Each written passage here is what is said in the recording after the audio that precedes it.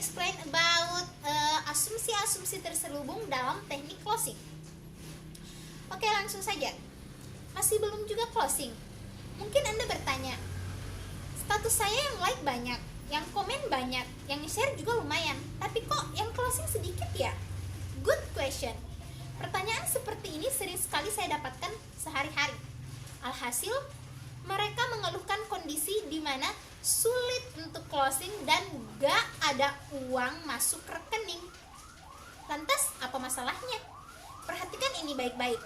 Yang pertama, tidak semua orang yang like komen status Anda akan benar-benar beli produk Anda. Camkan ini baik-baik. Makanya, jangan senang dan bahagia dulu. Tugas Anda belum selesai. Yang kedua, walaupun orang mau beli produk Anda, kan terkadang mereka nggak harus nge-like, komen, dan share status Anda.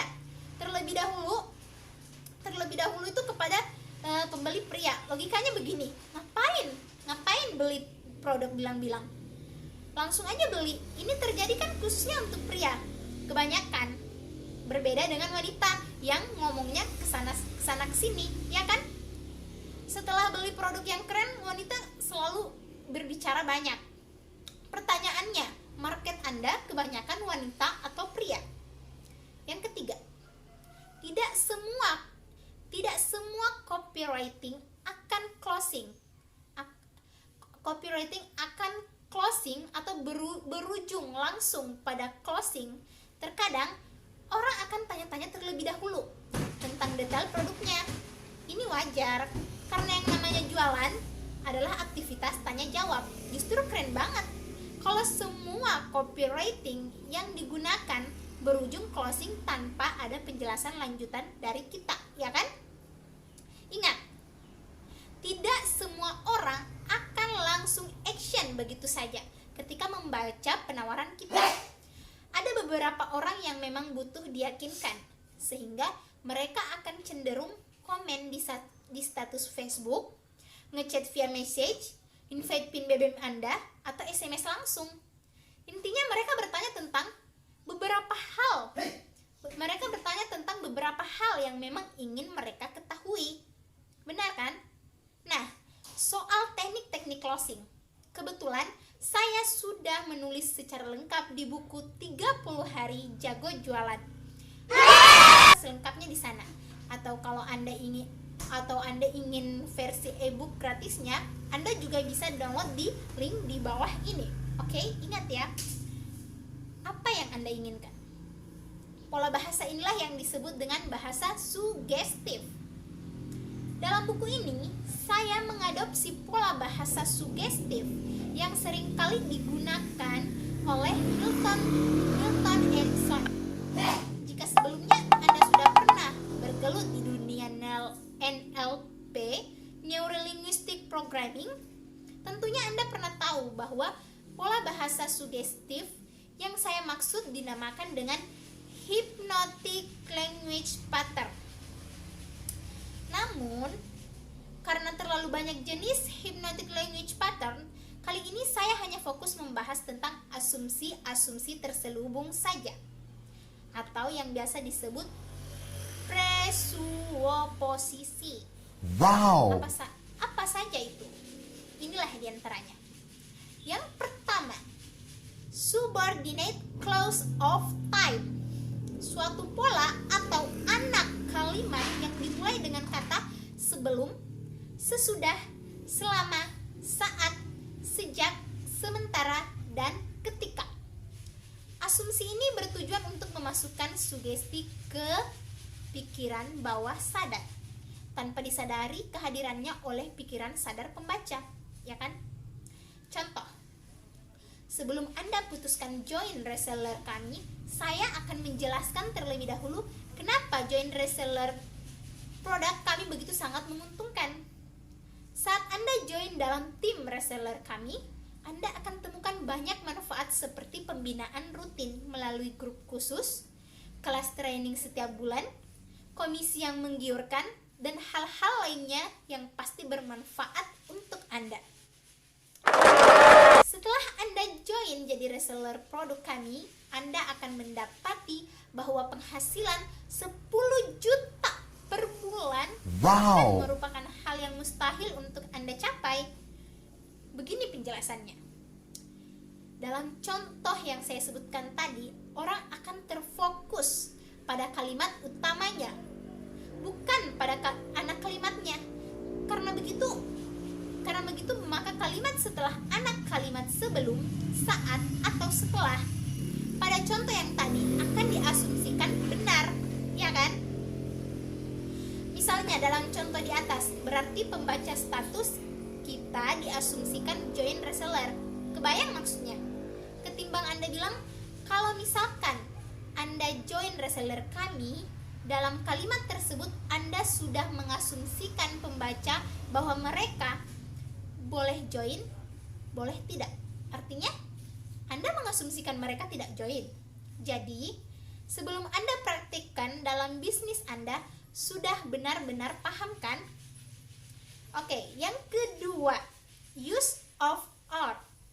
Suatu pola dengan menggunakan kata atau untuk mengendalikan pembaca agar memilih salah satu pilihan yang kita tetapkan di awal. Pola ini di bab sebelumnya dikenal dengan istilah double binding. Double binding ya. Polanya, Anda lebih suka senang memilih sugesti X atau Y. Contoh, saya nggak tahu Anda suka beli gamis yang warna biru atau hijau.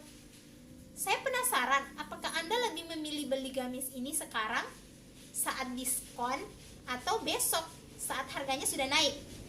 Jadi, setelah Anda mengetahui pola asumsi-asumsi terselubung ini, kira-kira Anda lebih suka praktik langsung atau nunggu baca buku ini sampai selesai? Gitu. Oke. Terima kasih. Assalamualaikum warahmatullahi wabarakatuh. My name is Olivia. Today I'm going to continue the material about asumsi terselubung. Nah, poin ketiga dari asumsi terselubung adalah ordinal number, di mana ini merupakan suatu pola yang mengindikasikan aturan-aturan yang dipaksa secara halus sekaligus merupakan perintah secara terselubung. Nah, ini biasanya ditandai dengan kata lainnya, berikutnya, pertama, kedua, ketiga, dan seterusnya. Contohnya seperti ini. Karena ini merupakan pembelian yang pertama kali, maka kami akan berikan pada Anda bonus spesial berupa. Contoh kedua, siapa lagi yang ingin tahu bagaimana cara mendapatkan passive income 10 juta setiap bulan dari bisnis tour and travel? Penjelasannya seperti ini. Dalam contoh pertama tadi yang saya sebutkan, diasumsikan bahwa pembaca akan melakukan pembelian berikutnya. Nah, kenapa? Karena ada kalimat pertama kali. Sedangkan dalam contoh kedua diasumsikan bahwa sebelumnya sudah pernah ada yang mendapat passive income 10 juta setiap bulan. Nah, karena di sini ada kalimat siapa lagi, yaitu awareness predicate, di mana suatu pola kalimat yang bertujuan untuk menyamarkan asumsi dengan menggunakan kata tahu, sadar, mengetahui, dan menyadari. Nah, contohnya seperti ini. Tahukah Anda bahwa 80% bisnis mati pada tahun pertama? Apakah Anda menyadari bahwa Billionaire Store adalah solusi dari segala masalah bisnis Anda? Mari kita bedah.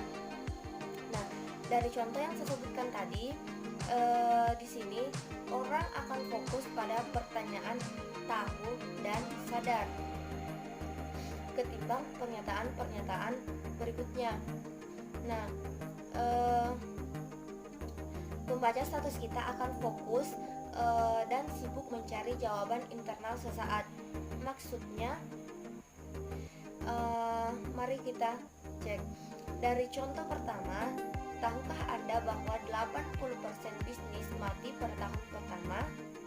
Orang akan fokus pada jawaban tahu atau enggaknya. Nah, artinya asumsi bahwa 80% bisnis mati pada tahun pertama diterima oleh pikiran bawah sadarnya. Begitupun dengan contoh kedua. Contoh kedua, apakah Anda menyadari bahwa Billionaire Store adalah solusi dari segala masalah bisnis Anda?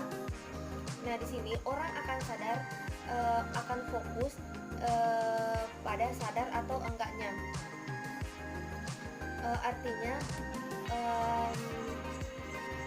Artinya asumsi bahwa segala masalah bisnis Anda ini diterima oleh pikiran bawah sadarnya.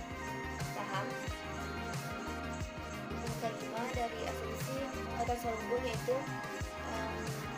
adverb dan adjective, di mana ini merupakan suatu pola dengan menempelkan kata sifat pada kata benda sehingga keberadaan kata benda itu tidak akan dipertanyakan. Contohnya, dengan menggunakan krim ini, Anda dapat begitu mudah untuk menghilangkan flek di wajah Anda. Kemudian contoh kedua, seberapa besar kenaikan omset penjualan Anda setelah membaca buku ini. Coba perhatikan baik-baik. Dari contoh pertama, asumsi yang diterima adalah pembaca bisa menghilangkan flek di wajahnya. Nah, pernyataannya seperti ini. Seberapa mudah? Untungnya ini bisa diterima. Untungnya pikiran sadar tidak akan mengkritis ini. Nah, dari contoh kedua, asumsi yang diterima adalah omset penjualannya pasti naik setelah baca buku. Dari asumsi terselubung yaitu change of time, verb, and adjective, di mana ini merupakan satu pola dengan menggunakan kata masih, mulai, telah, sudah, belum, terus, dan yang lain. Contohnya seperti ini. Apakah Anda masih tertarik join program melekfinancial.co? Sudah cek Tokopedia belum? Di sini contoh pertama diasumsikan bahwa pembaca sebelumnya sudah pernah tertarik join program melekfinancial.co. Sedangkan di contoh kedua diasumsikan bahwa pembaca akan mengecek Tokopedia walaupun saat ini belum. Nah, itulah kenapa pernyataan belum beli dan enggak beli merupakan dua hal yang sangat berbeda ketimbang Anda mengatakan seperti ini. Pembaca status Anda enggak beli, mending bilang belum beli. Artinya suatu saat nanti mereka pasti beli. Dari asumsi terselubung yaitu commentary, adjective, and adverb, di mana ini merupakan suatu pola untuk menyembunyikan asumsi dalam suatu komentar, biasanya menggunakan kata untungnya, semestinya, mujurnya, bahagianya, tanpa pikir panjang, dan lain-lain. Nah, contohnya seperti ini. Untungnya Anda tidak perlu bingung lagi saat menulis copywriting yang menjual, karena Anda bisa join di mahircopywriting.com. Contoh yang kedua yaitu bahagianya. Tulis status Facebook jadi lebih mudah setelah membaca buku ini. Nah, coba perhatikan.